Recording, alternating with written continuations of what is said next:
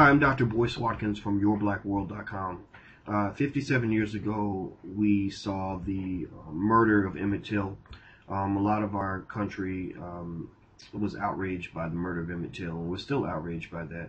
There have been a lot of murders since then that remind us of Emmett Till. Trayvon Martin was one, but what was so interesting was that the Trayvon Martin case got a lot of attention, while there are countless murders in cities across America, particularly places like Chicago, but also other cities where the homicides don't get any attention at all.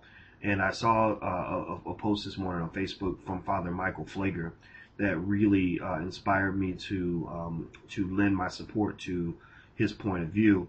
Father Flager says, and I agree with this, that when it comes to this violence, and you've heard me say this too, that we've got to really start thinking about this. We can't just assume that it's normal for a black man to be killed by a handgun, or that it's normal for little children to be shot on their way to daycare. None of this is normal. None of this is normal at all. And we know that politicians in Washington are not going to care. Black ones, white ones, it doesn't matter. They aren't saying a word about it. We know that gun manufacturers are not going to care. They're going to continue to try to make their money.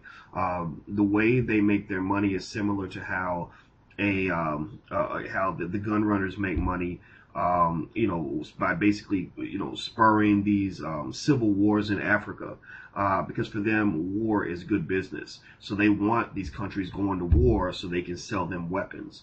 And so in our inner cities, we have not quite a civil war, but we certainly have genocide occurring. The handgun violence is the #1 cause of death for African American males. And it's very important that we deal with this issue, that we demand that politicians deal with this issue, that we speak up on this issue, that we speak to each other about this issue. And two things that Father Flager mentioned that I certainly agree with, and I want to reiterate this. #1, assault weapons should be banned.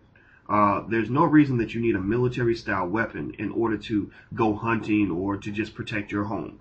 The reason these guns exist is so people can kill each other, and that's pretty much it. So these weapons need to be banned. There's no reason why they're not banned. #2, Father Flager mentions, and this is I thought a great idea, and I'm glad he's really advocating for this, that guns need to be titled just like cars. With a car, you can't just go buy a car on the black market and drive it around and expect that you're not going to eventually be called on that if you get pulled over, whatever the case may be. Well, guns should be the same way. We should keep track of guns that are manufactured so that we know where that gun is, who that gun is titled to. Now, the reason that law is not in place, I don't understand, but well, actually, I do understand. If you assume that people are genuine and really want, or all these political leaders truly care about people, then you would expect that law to exist. But really, the reason it doesn't exist is because gun manufacturers don't want it to exist.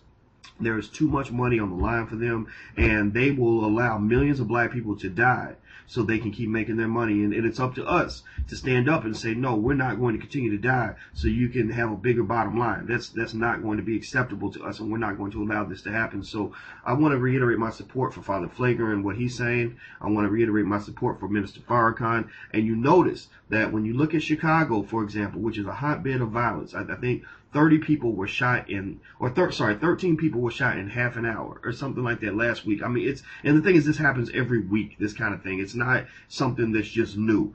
If you look at what's going on in Chicago, what you'll notice is that the people that are really standing up and really fighting on this issue are people that have always cared about the community, who've always been willing to put it on the line for the community. When people talk about what would Jesus do, Father Michael Flager, I love him because he's doing the kinds of things that somebody like a Jesus would do. He doesn't care what you think. He's courageous. He'll get out there and get on the front lines, and I respect him for that. And he, to me, is so much more of an effective leader than some of these people who are thinking about their own legacy, or thinking about their own money, or thinking about their own power, or preserving their own reputation, as opposed to simply doing the right thing. So it's time for all of us to have that courage to do the right thing, and we've got to deal with this gun violence issue, because if we don't, then there are children that are alive right now, little children walking around in kindergarten right now, who will be dead in the next few months if we don't act. So let's act on this and let's get this done. Well, I'm Dr. Boyce Watkins from Your Black World. Please take care and have a wonderful day. I'm gone. Peace.